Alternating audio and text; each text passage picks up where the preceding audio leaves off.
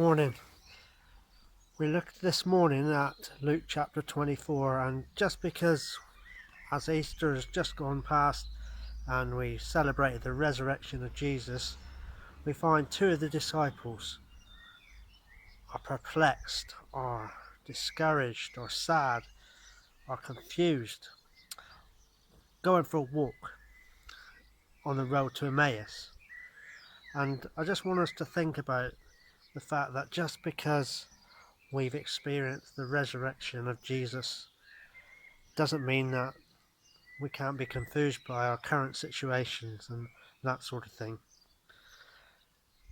And these two guys were walking and they were conversing and reasoning together, and then Jesus comes alongside them and draws near to them and went with them.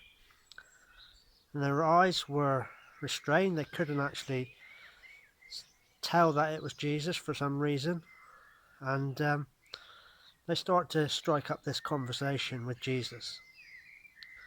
And Jesus says, "What kind of conversation is this that you have with one another as you walk and are sad?"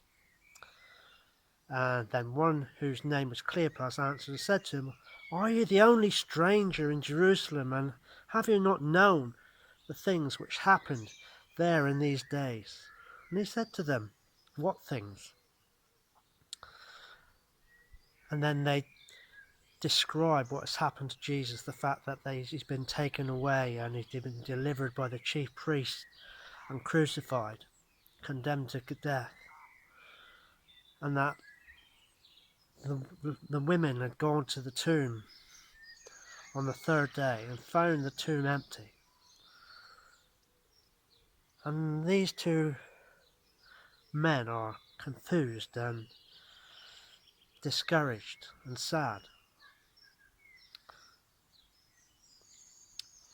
And then we go on a little bit further, and Jesus says in verse 25, "O foolish ones, slow of heart to believe in all the prophets have spoken. Ought not the Christ to have suffered these things and to enter into his glory?" Beginning at Moses and all the prophets, he expounded to them all the scriptures and the things concerning himself. Then they drew near to the village where they were heading, when he indicated that he would go on further. But they constrained him and said, "Stay with us, abide with us, for it is toward evening, and the day is far spent." And he went in to stay with them. Now it came to pass, as he sat at the table with them, that he took bread, blessed it, and broke it, and gave it to them. Then their eyes were opened, and they knew him, and he vanished from their sight. And they rushed back to Jerusalem, and they tell the other disciples what had happened.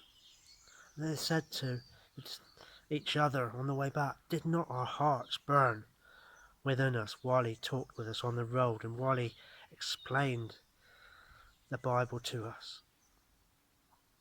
We may be in that place of confusion. We may be in that place of disillusionment, of being stuck inside and in isolation, not understanding what things are happening at the moment. But if we look into God's Word and we allow Jesus to come alongside us, and we allow him to open our eyes, we can know that joy that only he can bring. May God bless you today, and I pray that any spirit of confusion and disillusionment would be gone, and that you would have that joy of Jesus this morning and that peace that surpasses all understanding.